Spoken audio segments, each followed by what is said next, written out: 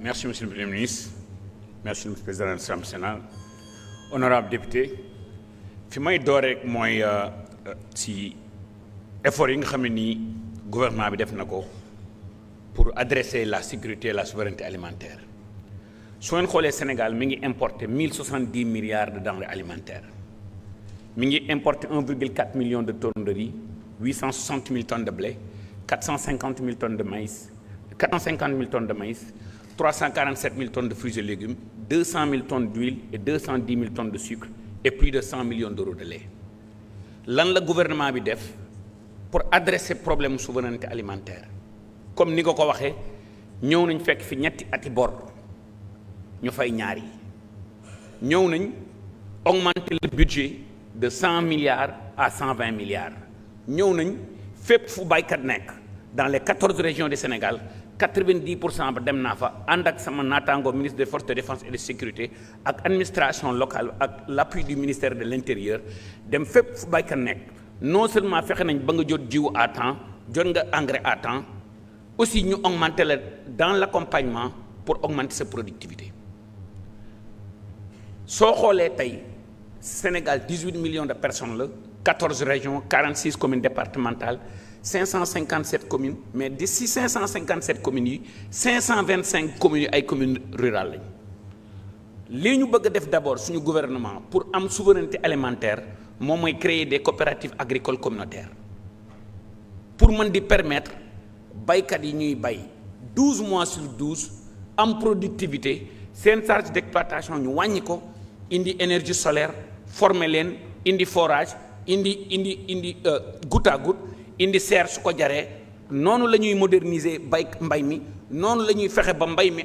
méngoog jamono noonu la ñuy indee productivité ba nga xam ne ni suñu 80% bi nga xam ne ni moom mooy force productive yi ñu mën a concurrencer ak képp ku ñu war a concurrencer te dinaa dellu si diggante Sénégal ak peut-être les petits producteurs man dama jàpp ne un pays dafa soxla ñaari moteur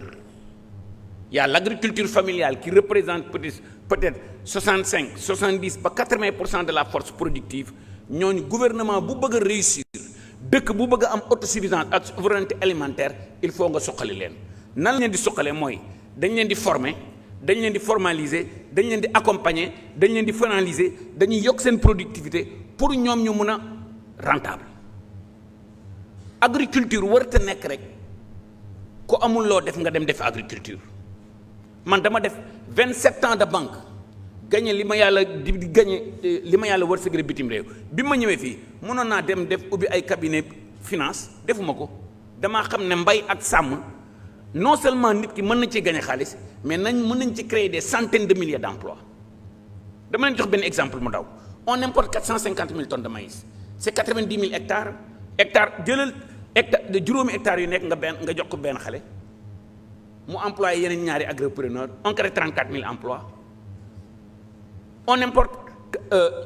100 millions d'euros de lait c'est l'équivalent de 400 millions de litres de lait nag bu nekk su dee dafay produire 25 litres de lait il faut nga dundal ko presque 25 kilos d'ensilage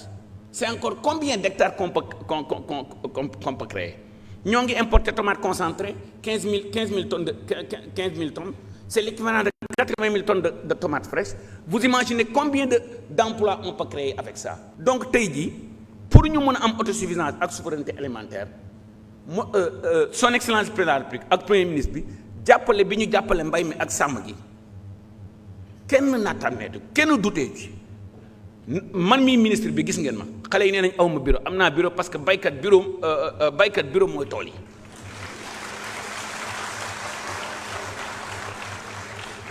may profiter aussi ci occasion bi pour remercier tous les paysans tous les éleveurs ndax coopération bu rafet bi nga xam ne ni ñoo ngi koy def ak ministère bi ñoo ngi koy def ak agent ministère bi gis ngeen opérateurs yi dañoo teg 14 critères ne 14 critères yi mooy 14 critères yi ñuy moderniser opérateurs yi ñu jóge ci 100 et quelques opérateurs ba 46 opérateurs te ren jii di ngeen fi gis lu ngeen musta gis avant la fin du mois de mai les premiers bateaux d'engrais vont arriver au port on est en train de faire des innovations yoo xam ne ni ay milliards la ñuy économiser ci ni li fi daan dox te daaw gis ngeen jubal jubanti bi nga xam ne ni son excellence le président de la République ak premier ministre bi def nañ ko lu ne fàng nag kenn du ko jeex.